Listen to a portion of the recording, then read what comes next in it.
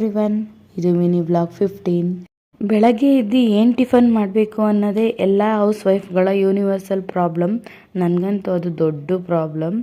ಬೆಳಗ್ಗೆ ಎದ್ದು ಏನಿದೆ ಏನಿಲ್ಲ ಅದನ್ನೆಲ್ಲ ನೋಡಿಕೊಂಡು ಟಿಫನ್ ಮಾಡಬೇಕಲ್ವಾ.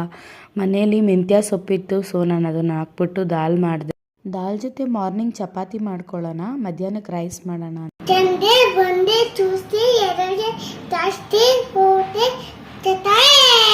1 2 3 4 5 6 7 8 9.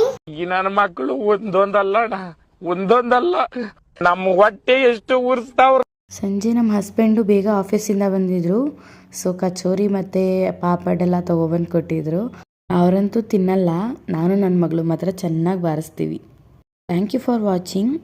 ಇದರದ್ದೇ ಫುಲ್ ವಿಡಿಯೋ ನನ್ನ ರಕ್ಷಿತಾ ದೊರೆ ಯೂಟ್ಯೂಬ್ ಚಾನಲಲ್ಲಿ